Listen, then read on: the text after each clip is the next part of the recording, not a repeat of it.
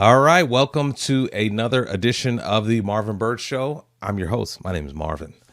Here we believe that teachers are leaders, and we strive to do all we can to equip teachers with skills and information that they can use in order to help lead their students to success. That's what we're all about here. We believe that teachers are leaders. Teachers are leaders. So you caught us in a series where we're talking about how to develop mentally tough students. How to develop mentally tough students. Our definition that we're using is from mentaltoughness.inc.com. I love this. It says, mental toughness is the ability to resist, manage, and overcome doubts, worries, concerns, and circumstances that prevent you from succeeding.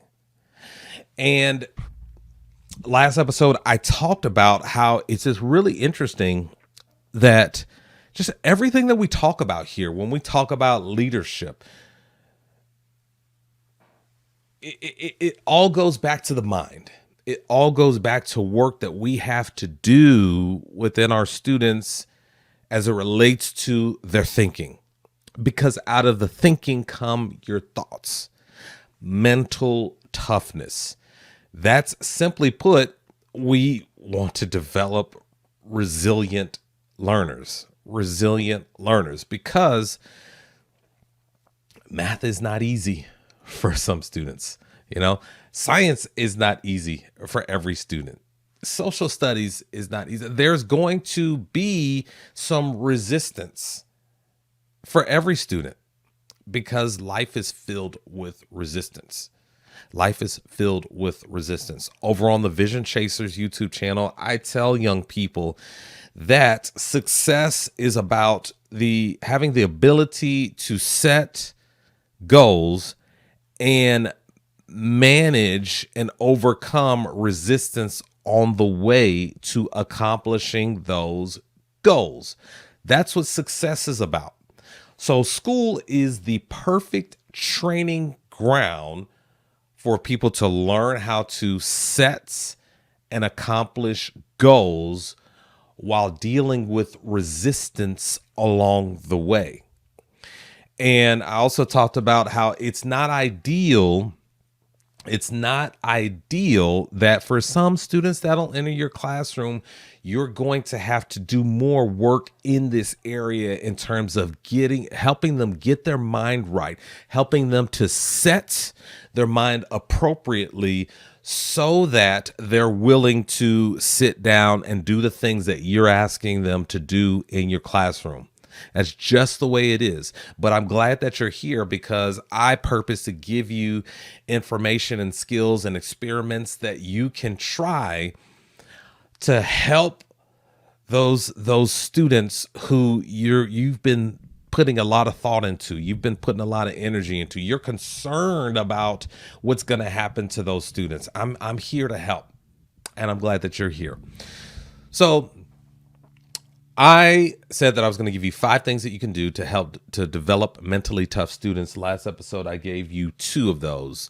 First one is you have to show them the why, or at least give them something that satisfies that appetite to want to know why. Why am I doing this? Why am I doing this? And then the second thing I gave you was I gave you the fact that it's in the habits. It's in the habits. And then as it relates to habits, I gave you the idea of stacking habits from James Clear in his research. Stacking habits. So I put it in terms of someone who wants to do a better job. They want to lose weight. Well, step 1, you need to just get up 1 hour early on Mondays. Just do that. Do that simple thing for 2 weeks straight. Okay, now we've made that a habit. That's easy. Okay, I'm getting up an hour early on Mondays. That's good. Now let's stack another habit on top of that. Now you're getting up early. Now put on some workout clothes. That's it. Just get up early and put on some workout clothes. Let's stack. So we stack that habit, and then you go on from there. Go on a light walk. Get your heart rate up. We can do that same thing with students in the classroom, because I believe it's through faithfulness in those habits. That's where we get motivation. That's where we achieve a higher level of motivation with our students. Again, we're trying to put our students on cruise control by helping them set their mind in the appropriate way that they should set their mind so that they can acquire knowledge and apply knowledge in the classroom. All right, so let's get on to some new stuff after I share with you marvinbird.com, marvinbird.com.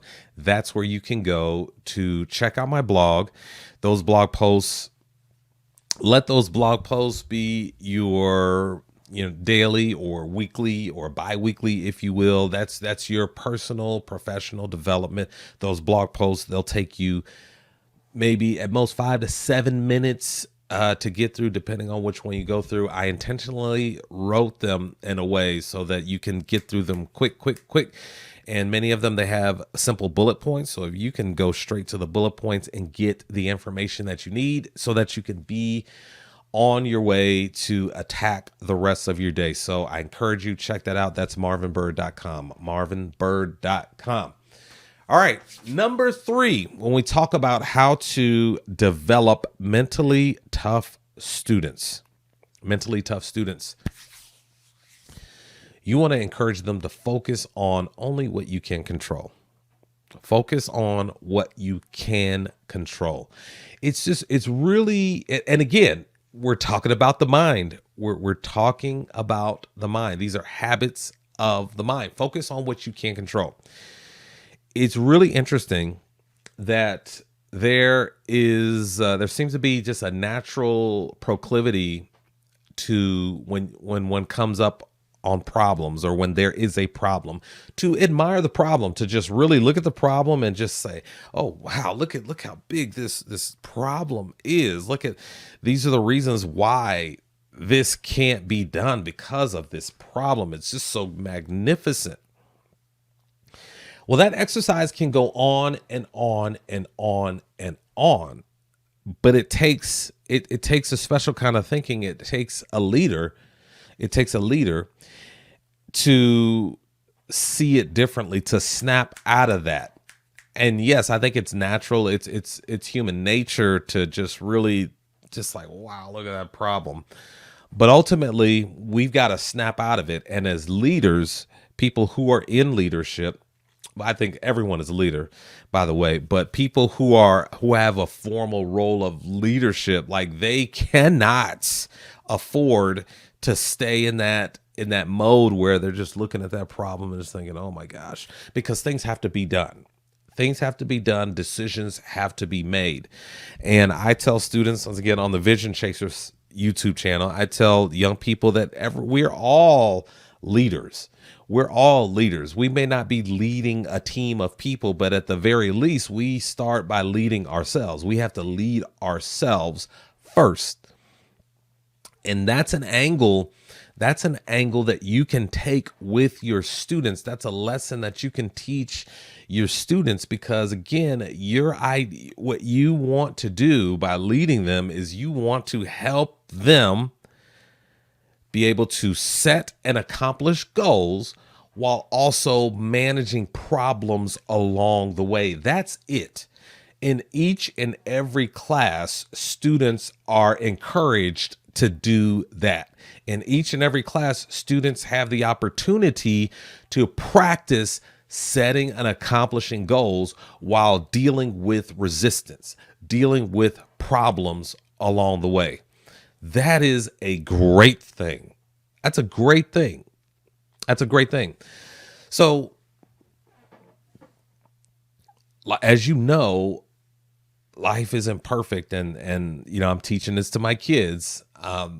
It's not perfect, but we have to respond ultimately to imperfect situations. We have to do the best that we can with the information that we have. And I think it goes back to when we talk about mental toughness, I think the other word that is appropriate is believe. You have to believe in yourself. You have to believe in yourself, because if you believe in yourself, then you can just say, oh, let me stop admiring this problem because I believe in myself. I believe in my abilities. I believe we can solve this problem. Because here's what happens. Here's what happens when we admire the problem for too long. Then excuses enter the picture. Excuses enter the picture. And then the real danger is this. The real danger is that then comes entitlement. Entitlement. And here's what my definition of someone who's entitled. They're at that point of entitlement when they believe that their excuses matter. When they believe you're entitled when you believe that your excuses matter. Sure, there's a problem, but decisions need to be made. Decisions can be made. There are opportunities around the problem. Even though the problem exists, there are opportunities, and that's the message that you as a teacher, you need to be preaching to your students, because this is not only a skill that's going to help them in your class, but it's also going to help them in life. This is a life skill. This is a life lesson here. We have to respond to imperfect situations, and we cannot give in to excuses, because when we start to give in to excuses, then that becomes the habit of making excuses. And then ultimately we start thinking, yeah, you know what?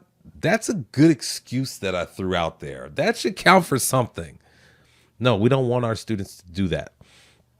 So now what I want to do also is I want to share with you that I did a video on my Vision Chasers YouTube page, and you'll see the link to it pop up now.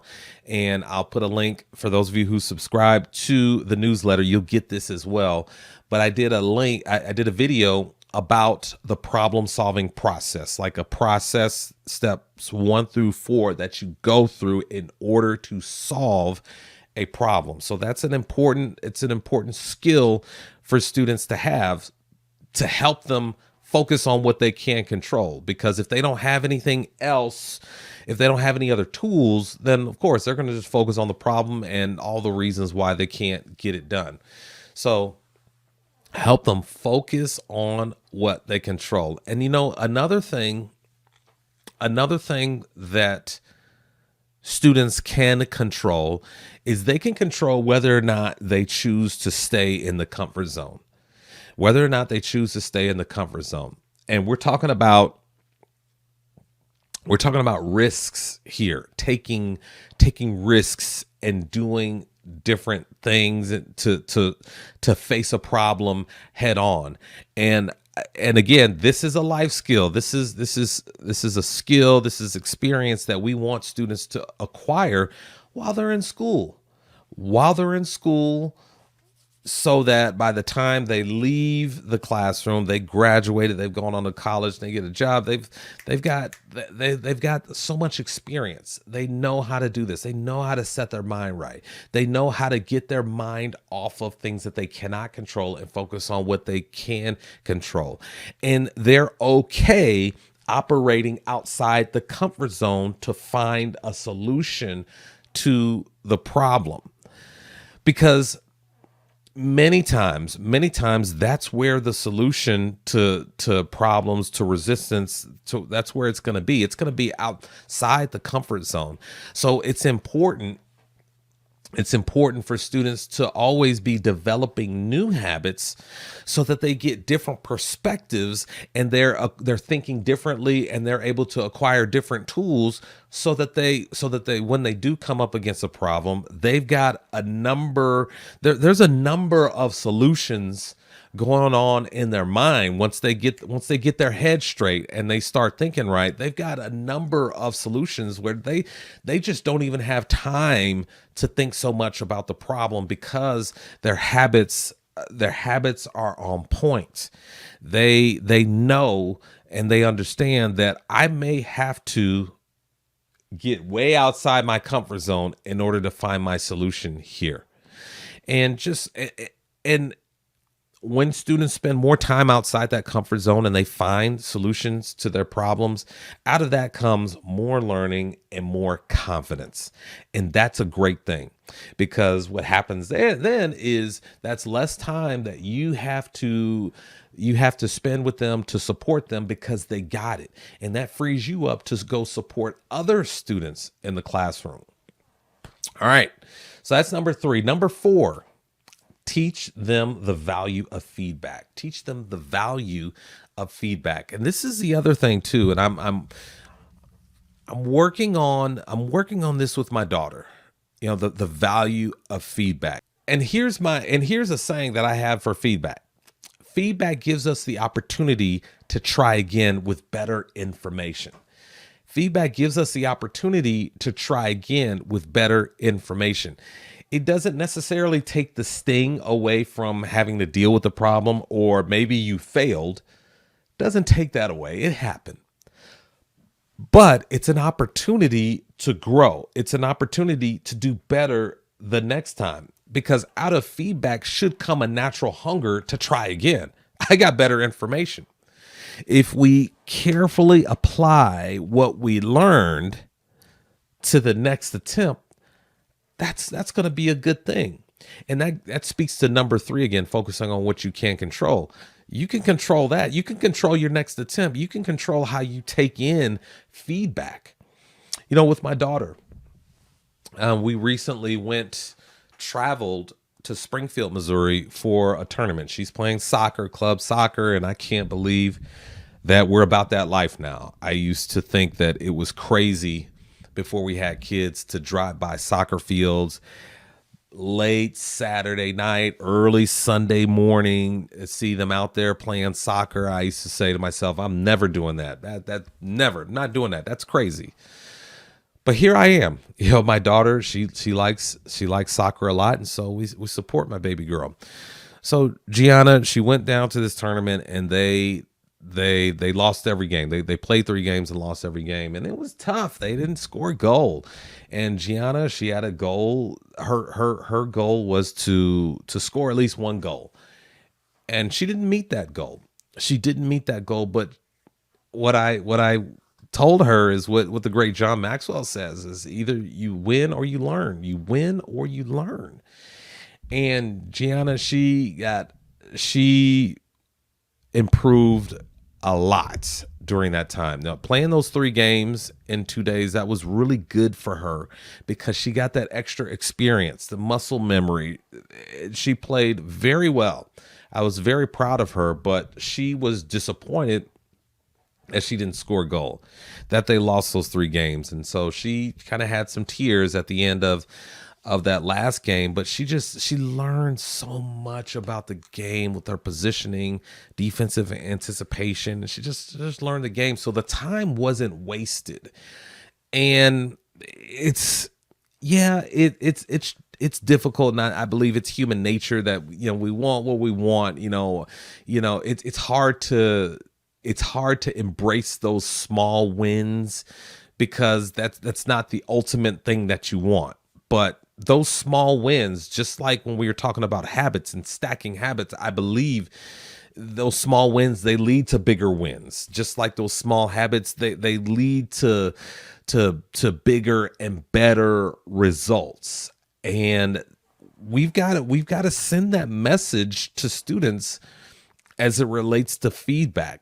Even though they didn't do as well as they wanted to on that test, let's go back and let's do those test corrections. What were you thinking on questions 2, 8, and 12? What were you thinking on those questions? Like, were you certain that you had it right, or what did you think?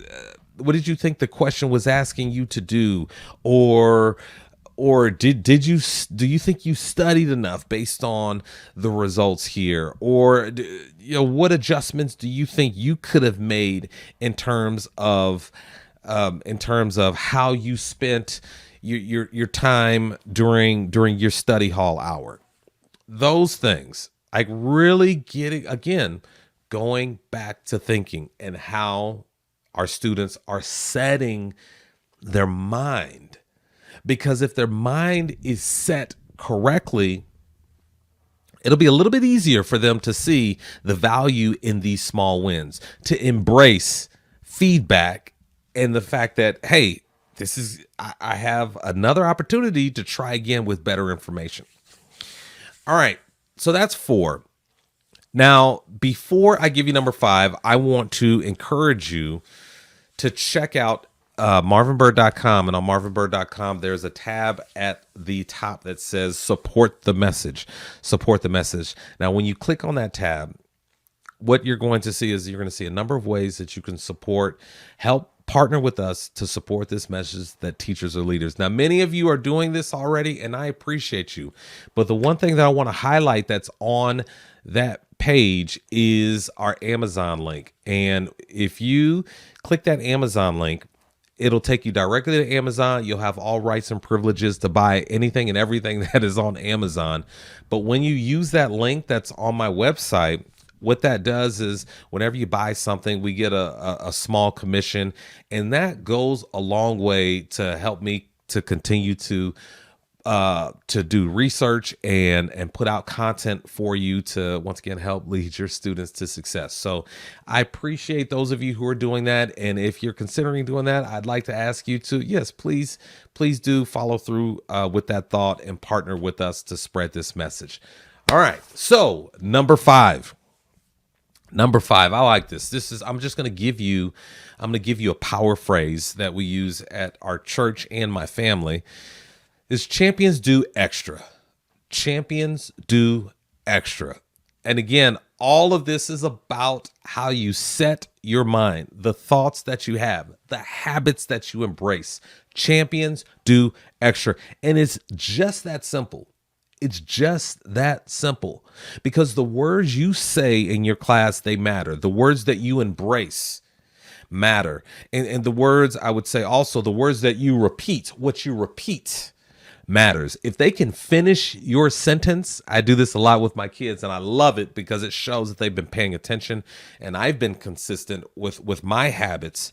Champions do extra. Numerous times throughout my teaching career, I had students, I would share with students, hey, this is what it takes to be successful. This is what Sally did over there in order to earn the good grade that she got. And I would have students say, well, that's doing too much. You extra, Dr. Bird. It's like, no. Champions do extra. Champions do extra. It just, that's what it takes. And again, we admire athletes, successful athletes, when they talk about everything they did off the field of play, off the court, off the ice, whatever it is, all the things that they did that helped them to be successful when the lights were on and everyone was watching them, because champions do extra. Champions do the most. They do more than is required, because they understand that eventually they are going to be pushed to their limit. They're going to be pushed to their breaking point. And what do I mean by that in terms of us everyday people, us non-athletes? I mean, we're gonna come up to resistance. Resistance is going to meet all of us on the way to accomplishing a goal. But as champions in life, we have to understand this, and so we have to prepare ourselves. This points all the way back to habits. This points back to habits, how we think, focusing on what we can't control, valuing feedback. It's just amazing how all of this goes together perfectly. It goes together perfectly. So what I would say for this one, when we talk about champions do extra, is I want you to embrace power phrases in your class.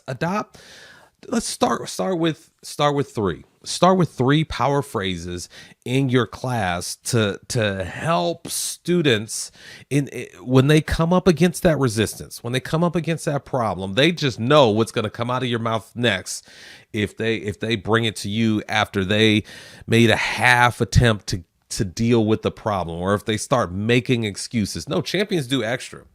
Champions do extra. I need you to take a moment, I see that you're frustrated. I want you to take a couple minutes. Let's do a couple deep breathing exercises. I get it. It's frustrating, but I believe that you can do this. And I need you to believe in yourself as well. So I need you to take a couple deep breaths. And with every breath, you're pushing out that negativity. You're pushing out the excuses.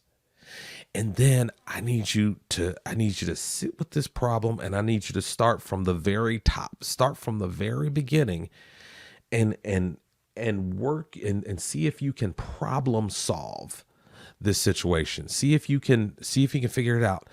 While you're doing that, I'm going to be working with Andrew over here, and I am going to check on you in 10 minutes. Okay. I'll be right there in 10 minutes, but I need you to do what you can do right now.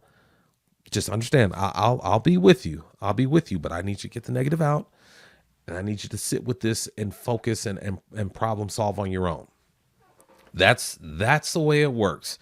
Give them that power phrase, and it's through that power phrase they know that, hey, you care about them. They know that you anticipated this very moment. They know that you knew this was going to happen, and by doing what I just demonstrated, that gives them that confidence that, hey, they're not alone. You're gonna be right there with them.